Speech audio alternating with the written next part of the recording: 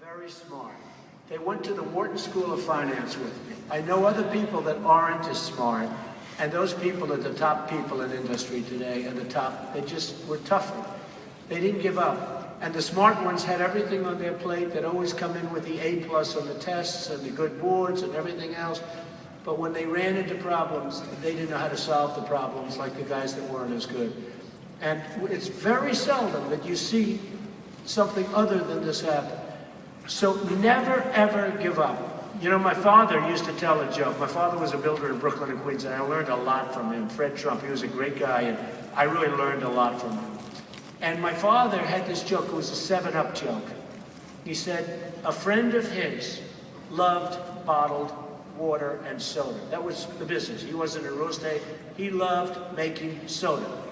So he founded a company called 2Up. You know where this is going. And the company went bankrupt. Now my father told, because he thought it was funny.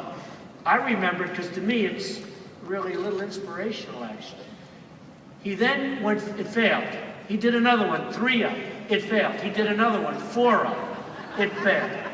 He said to his wife, I'm going to do one more. I'm not giving up. So he did 5Up, and it failed. And then he said, even though I told you one more, I'm doing one more.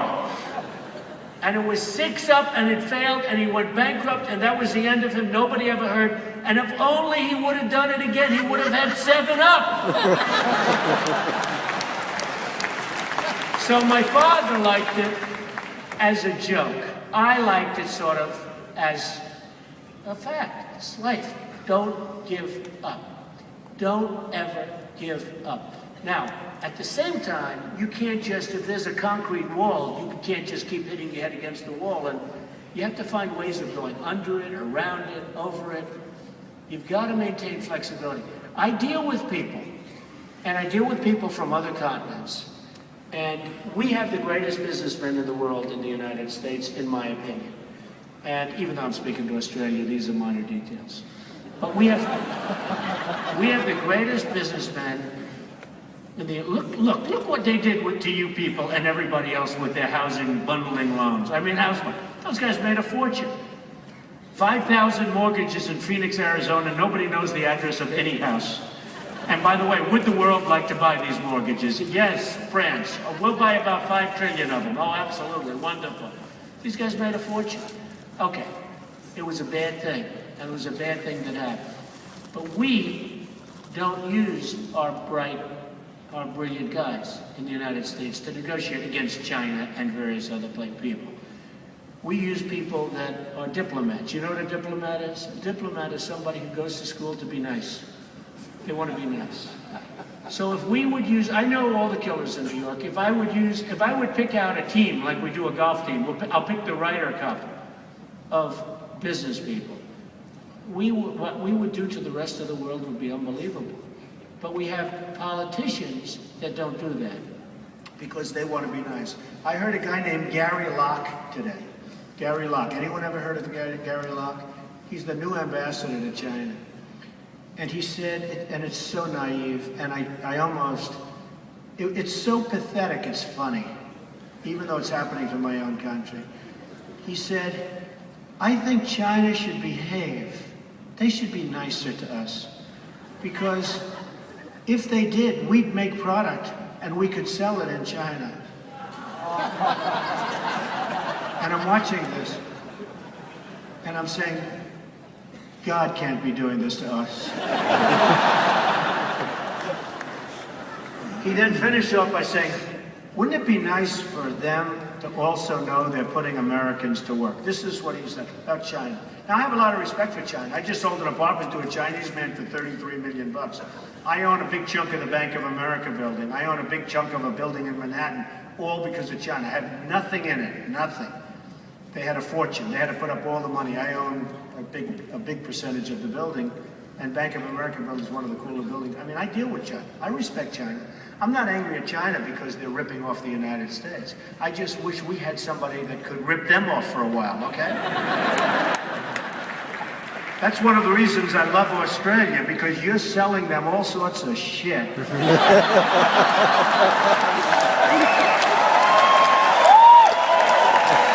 I love it. And that crap is coming out of the ground, and you don't know what it is, and they don't know what it is, but they're paying you a lot of money. And I say, raise your prices. Raise your prices. Tell you guys, raise your prices. See, in our country, we're not allowed to dig, because if you dig, you may hurt the grass. There's a certain type of, we can't dig. I mean, we can't use anything. If an excavator is a certain size, they won't allow it because it may roll over a certain type of grass, even though it might kill 10,000 jobs. You know, the whole thing is ridiculous. So I like what Australia's doing. I don't like that you buy back a product that's been recycled and pay a lot of money, but that'll be next. But what you do is really screw them on the sale of the raw materials. Trust me, you'll be richer than China because they need you badly. You have all the cards. You know, the funny thing is, the United States has all the cards with China.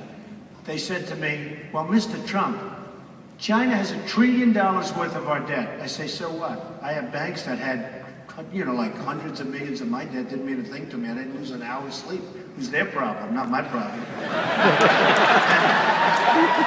But they said, but they have all this debt. I said, first of all, $1 trillion is so little in the overall scope of things.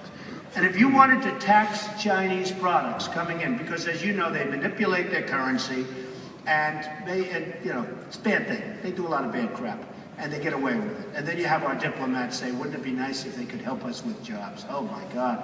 Oh, it's so naive, I just get sick. Do you mind if I throw up right here?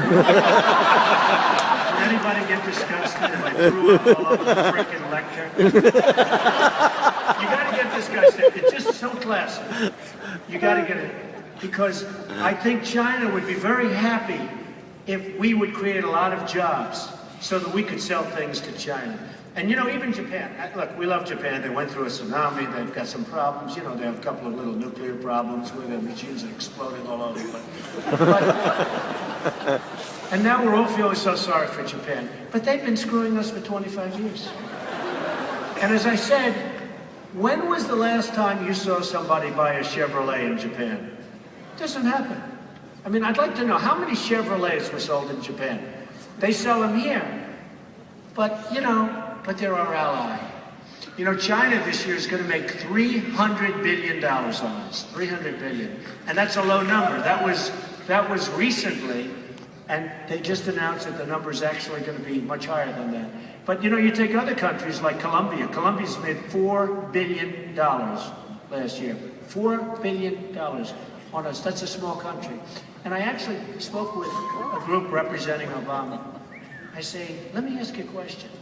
Do we make any good deals? Is there one country, one, I just want to see one, where we made a good deal? Australia. I mean, we gave the Panama Canal away for $1.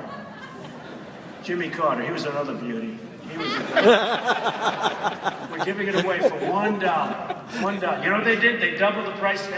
The Panama Canal is making so much money that they're now building a new and bigger Panama Canal. Jimmy Carter gave it away for $1.